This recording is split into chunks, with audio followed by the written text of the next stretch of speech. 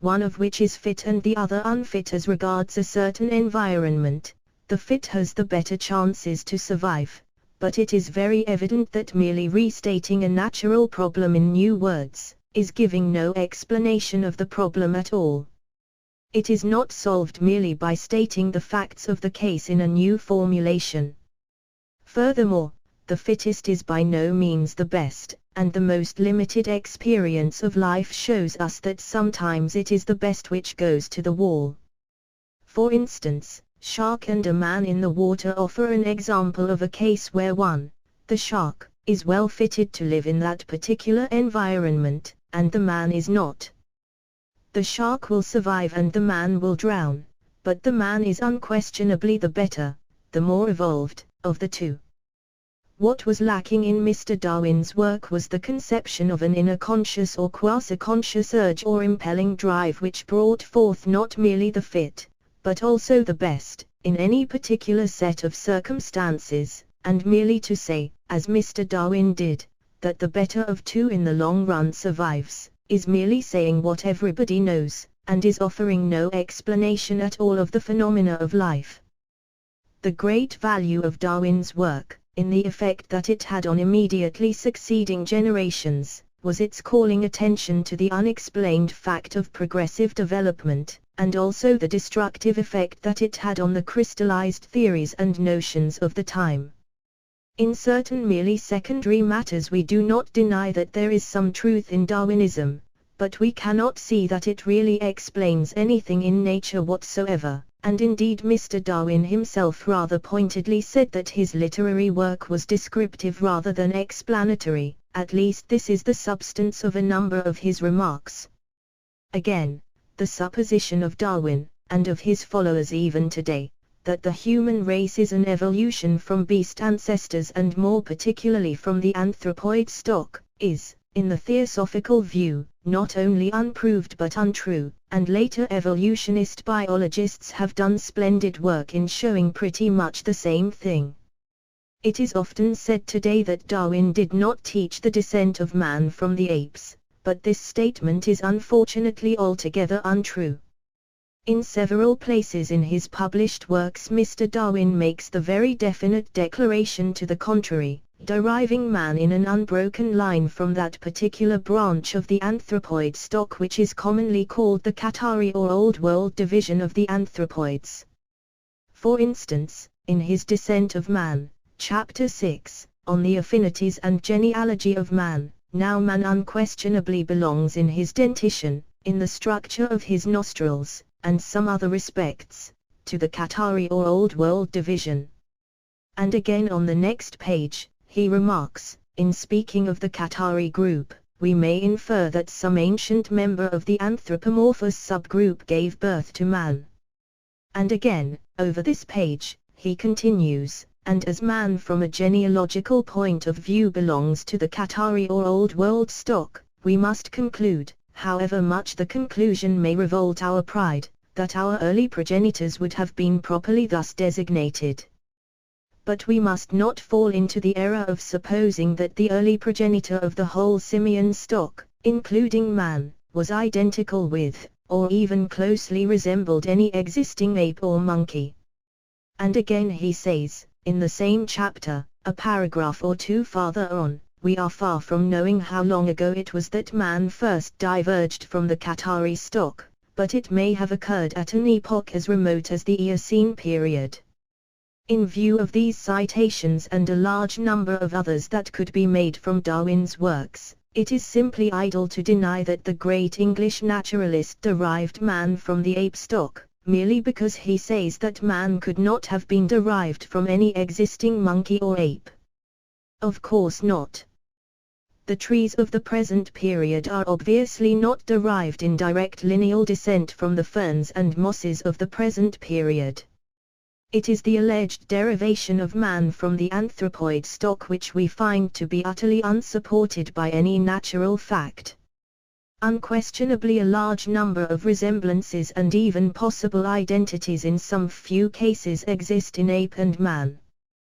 These are natural facts, which certainly no theosophist would ever deny, and, furthermore, with an insistence even stronger than that of the Darwinist, we point to these resemblances and few identities as certain proofs of the relationship of the apes to man. But we offer an explanation of these facts which is widely different from, in fact, what we may call a polar antithesis to that suggested by Mr. Darwin, and followed by his school. It is perfectly true that the apes have some human blood in their veins, but there is not one drop of ape blood in the veins of man. This entire matter is so well set forth by H.P. Blavatsky in her The Secret Doctrine, in various places, that it would be a mere waste of time to go into the details here, and to The Secret Doctrine the reader is referred for further information, if he cares to pursue the subject. Man is the most advanced of the living entities on earth today, and being the most advanced, the immediate supposition is that he is so because the oldest of the animate stocks on earth. Being the oldest, he has had the most time in which to evolve forth from his indwelling monadic essence in greater degree than the inferior stocks have been able to do. The innate or inherent ergic and substantial characteristics of that monadic essence, which thus expressing themselves through their ultimate vehicle, the physical body, have changed it correspondingly. Evolution is a cyclical process, as already said, and this fact is so perfectly obvious that even the most recalcitrant Darwinist, or the most positive and determined materialist, is not blind to the fact. Even from Darwin's day, it was noted and commented upon that as the geological record is uncovered, one very interesting fact is observed with greater clearness and more fully as that geological record becomes better known, and it is this: there seem to have been in past ages on Earth, evolutionary waves or cyclical periods during which one or another stock apparently suddenly appears in the geological record, advances steadily to its culmination or maturity of development of form and power and size, and then fades away and apparently in some cases, as suddenly disappears, while in other cases remnants are carried on over into the succeeding age. Such cases of succeeding evolutionary waves are very noticeable in three instances. First, in the age of the fishes, which took place during what it is usual to call the primary or Paleozoic era. This was the geological era when the sea swarmed with fishes of all various kinds and sizes, which fishes then represented, as far as the geological record shows, at least the supposedly highest known forms. This last we do not admit, but we are here speaking of the geological record alone, and not of the theosophical teachings. The second of these waves, which occurred during the secondary era or period of time, is what is called the Age of Reptiles, when reptilian monsters of many kinds and often of huge body, were, so far as the geological record shows, the masters of the earth. The third instance occurred during the tertiary, or perhaps it began in the last period of the secondary, and continued into the tertiary, and this third evolutionary wave or cyclical period we may call the Age of the Great Mammals, which then in their turn, succeeding the reptiles, were the masters of the earth. In each of these three cases, as the geological record is studied, we can see the beginnings, we can see the growth in size and power, the culmination or the maturity or full efflorescence of the particular stock. Then comes decay and a final passing of the bulk of the animate beings belonging to that particular evolutionary life wave, making place for the new stock, which in its turn has its dawn, reaches its full margin in the expansion of its physical powers and size, and then in its turn passes away, and so forth. These evolutionary waves comprise a subject of study which is fully explained in Theosophy, and they furnish interesting examples of the cyclical nature of evolution as hereinbefore spoken of. Wave succeeds wave, each wave reaching a higher level of evolutionary activity than did the preceding wave, and is in its turn followed by another wave, bringing on the scene beings or entities and things of a new and different type. It has been customary to say that the fishes gave birth to the reptiles, and that the reptiles gave birth to the mammals, to the great beasts, and these great beasts brought forth man through the highest of their own type, which, as supposed, was the ape. But the difficulties in the way of the acceptance of this theory are far greater, and no one knows this better than the modern transformists themselves than are the arguments in favor of it. The theosophical teaching runs directly to the contrary. It sets forth that while it is true that these evolutionary waves succeed each other, each such wave represents or manifests the coming on the scene of physical existence on our Earth of a new family or a new host of evolving entities. It says, furthermore, that each one of these hosts has its dawn, its noonday, and its evening, and that the physical bodies in which these hosts of evolving entities dwell, die or pass away in due time, and that the hosts themselves pass on to inhabit vehicles or bodies of a higher evolutionary character which these hosts themselves bring forth. It is not the bodies of these hosts which give birth to the superior bodies which follow them, as the Darwinist and other theories say, but it is the succeeding waves, each one of a stronger and fuller type of self-expression, of the modes composing such an evolving host, which in their psychoastral principles grow constantly more perfect and fitter vehicles for the manifestation of the monic essence. Evolution is essentially a process arising from within, and not existing wholly without, or, in other words, evolution means the monic essence constantly expressing itself in ever fuller measure, and constantly raising the visible and invisible vehicles through which it manifests itself to better and fitter vehicles for the expression of itself. In one sense, therefore, in the theosophical view, evolution is not only cyclical but teleologic, purposive, working towards a destined end, which in fact is an ever fuller expression of the monic essence. But this purposiveness in evolution, this inherent urge or drive to betterment, is in the entity itself, and is not imposed upon it from without, either by a god or gods existing outside of and separate and different from the evolving entity, or, on the other hand, by physical nature alone. Physical nature furnishes the environment or fields within which the monic essence works, and it is in these physical fields that the various races of physical bodies which biological science calls the various classes, orders, families, genera, and species, of physical living beings, exist, and are the means for the ultimate self-expression of the evolving host of modes or consciousness centers.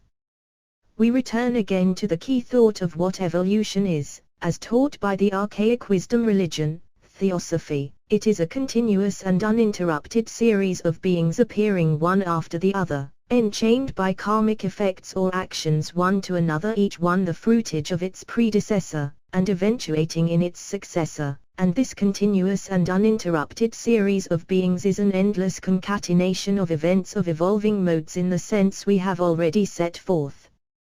Evolution is cyclical, for it has a beginning, a culmination, and an end which is but a new beginning along other lines, and the motivating or rather the aegisic causes behind this majestic process of natural as well as intellectual and spiritual growth, flow forth from the consciousness center or mode within the evolving form, in strict accordance with the seeds of karmic action sown by previous acts, and thus working in and through the conditions and circumstances which then exist. It is thus that the fabric of character is built, it is thus that the destiny of the future is founded, it is thus that consciousness expresses itself in continuous and uninterrupted action. What is called death is no real interruption, but is a passing or transference of the invisible energies composing the evolving entities to the invisible worlds or planes or spheres, where the cyclical evolutionary activity pursues an uninterrupted course without break of continuity. When we realize that man, as an example of such an evolving entity, is a composite being, consisting of a spiritual divine mode, of a reincarnating ego, of a temporary event called a human ego, and of a vital astral physical body, it is at once seen what death is: the casting off of the least evolved or most imperfect of these living vehicles. In other words, it is the dropping of the physical body, and the continuance of the evolutionary course as regards the remaining portions of man's constitution. In due time, after the death of the physical body, the intermediate or soul nature or human nature in its turn is dropped. All the best of it, all the finest energies or functions, are withdrawn or indrawn into the monadic essence, which then, as before, pursues in its own spiritual realms the sublime course of evolution characteristic of itself. Then, when the energies which we have called the finest energies, formally withdrawn into the monadic essence and forming the reincarnating ego, have passed a certain period of time in rest or repose or in what may perhaps be properly termed an intellectual adjustment in spiritual equilibrium, the seeds of thought and action previously sown in the fabric of the reincarnating ego itself and thus forming part of its own being, awaken. They begin to manifest themselves anew, and by a species of psychomagnetic attraction for its former spheres and planes of activity, the reincarnating ego is drawn back to the earth whereon it had formerly lived, and enters anew another human physical body. It starts a new life cycle, the fruitage of its past life and lives, and which again will be the field whereon shall be sown the seeds ultimately producing the next succeeding re-embodiment. Thus this wonderful process continues, each step or stage of growth in the normal course being superior to the last. We omit in the present study all questions of retrogression, for there are occasional instances of apparent degenerative return to a more imperfect but always human incarnation. These last cases are very rare, and do not concern us here, for they are what may be called exceptions to the general rule. It is these seeds of thought, of emotion, and of ergic impulses carried over from the tree, so to speak, of the former life, which are destined to blossom forth into the career of the individual next to be, in other words, to furnish the series of events and the various vehicles for the re-embodiment of the mode in its next cycle of evolutionary activity on Earth. In order now to round out the scheme of evolution we have set forth and to give the more complete theosophical picture of the great root races, as we theosophists call them, through which the human race has passed, we present the following observations drawn from the Secret Doctrine by H. P. Blavatsky. In the first place, then, and in the early portion of the evolution of this globe our Earth, which is the most material of a chain of 7 interblending and interlocking spheres, the other 6 of which are progressively more ethereal as they ascend towards the spiritual realms. When the human life wave first entered into the physical atmosphere of this earth in those far past eons of time, it did so as beings clothed with light, or at least we may so phrase the matter for easy understanding. The earth then opened a new period of evolutionary activity. Previous to the descent of the human life wave from those other and higher globes of the Earth chain of 7 spheres, the Earth had been in a course of evolutionary preparation. This means that it had become from an ethereal and nebulous sphere in its beginning, one now fairly well compacted or concreted in the material sense, although far more ethereal than it is at the present time. The human host, when the time came for it to appear on this Earth globe, did so in bodies of concrete light, these bodies having a globular, or perhaps more accurately, an ovoid or egg-shaped form. These were the physical bodies of this first period of human evolution, the first root race. These ovoid bodies had no physiological organs whatsoever, and the vital functions were carried on by a process very similar to what would now be called osmosis, including both endosmosis and exosmosis. The manner of propagation of this first race was entirely sexless, and was carried on by what would today be called fission, or the separating off from the parent body of a part or a half of itself, which thereupon grew and became another entity similar to its parent. This lasted many millions of years, and it might be remarked in passing that this first race appeared on Earth some tens of millions of years ago, or possibly more. It was succeeded by the second great race of mankind, the second root race, which was more material in all senses of the word than the first, but still preponderantly ethereal. It likewise was asexual in character, and its method of propagation was by budding. a small bud or swelling appeared on the body of the individuals of this race, and finally detached itself from the parent in order to grow into a being in all respects similar to the parent from which it came. There followed it the third great root race, much more physical or grossly material than its predecessor the second root race, but still far more ethereal than the human beings of the present time.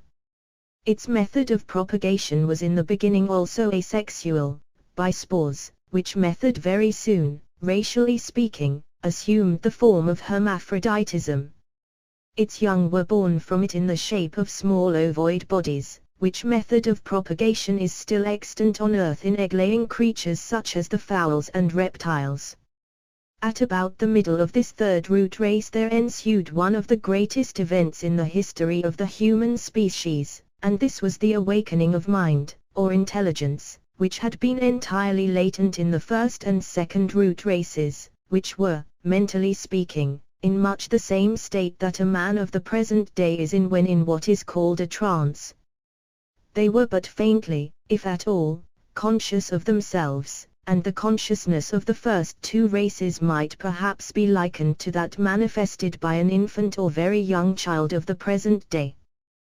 The third great race from about the middle point of its existence on earth, an existence which lasted for many millions of years, began to grow more and more towards becoming a race containing individuals such as we are today, and in its last portion, did indeed fully develop the separate sexes as now known.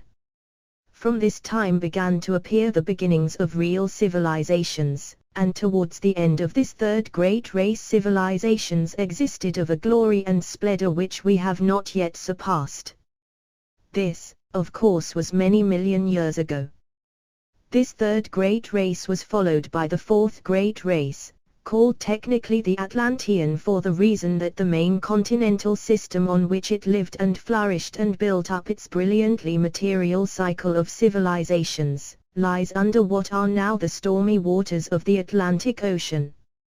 It may be remarked in passing that it is one of the geological teachings of the ancient wisdom that continental systems succeed each other in cyclic regularity in time.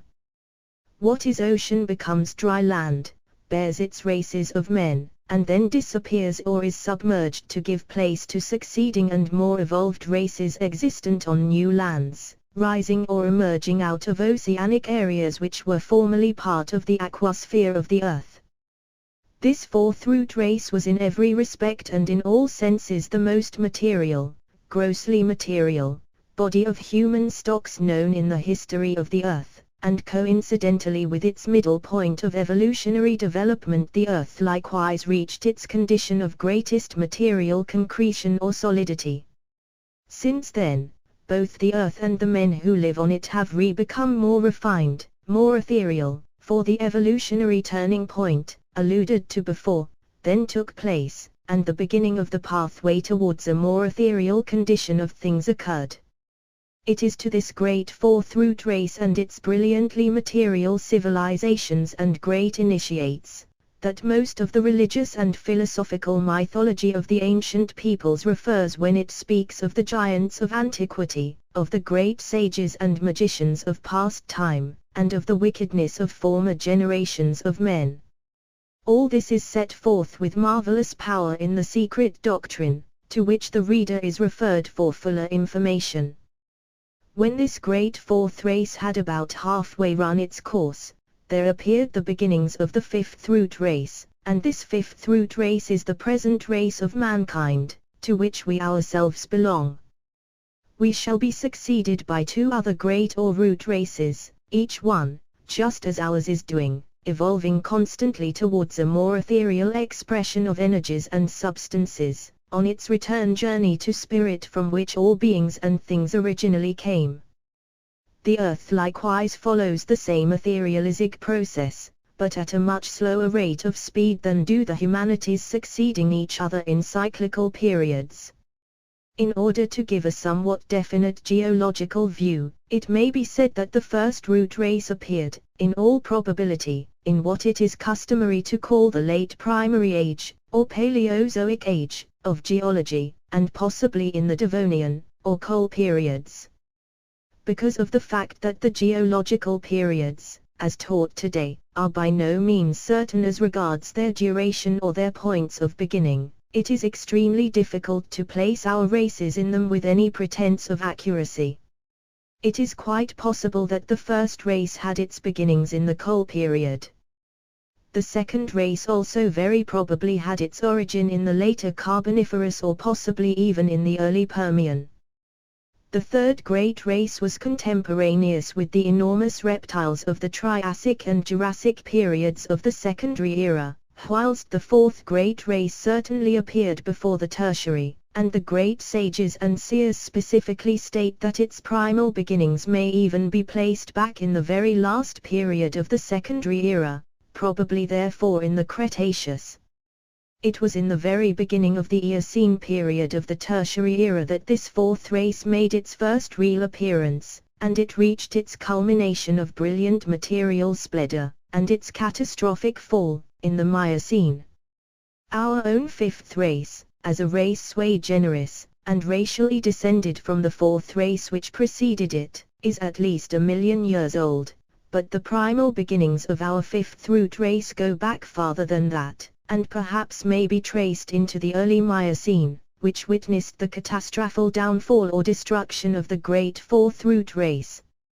Finally, in response to the question that might be asked regarding the lack in the geological record of any evidences of the first, the second, and the third root races, the answer is simple enough. The first race was extremely ethereal in physical texture, much more so than even the Earth then was. And so was the second root race, although more materialized than was the first. Obviously, races having bodies of so tenuous and vaporous a texture could leave no fossilized impress even on a more or less etherealized Earth, as it then was. Nor could even the third race in its early portions do so, for it was still much more ethereal than the globe on which it lived. However, it must be remembered that the geological record is extremely imperfect, so imperfect indeed that what we know of it is not a page here and there in a big volume, so to say, but not even all the paragraphs of that one page, nor even all the sentences of one paragraph.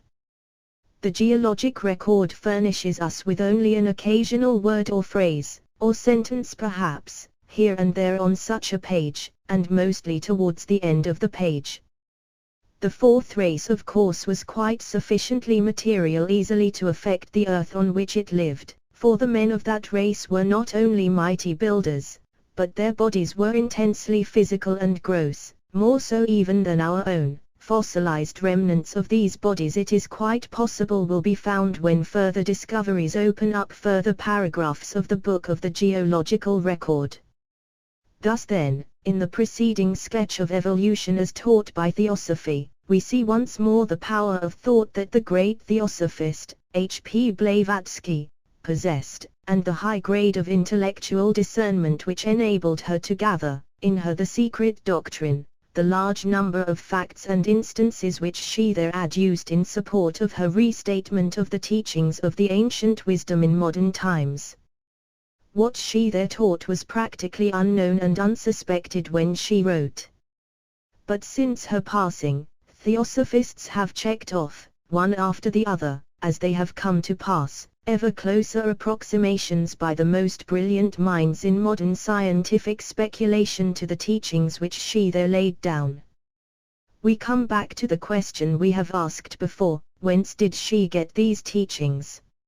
If she invented them, she was indeed a genius without peer in the history of the world, for these supposititious inventions are being yearly shown to be facts of nature, as modern scientific discovery and deduction bring them to our view. But no Theosophist ever looks upon H.P. Blavatsky in this light.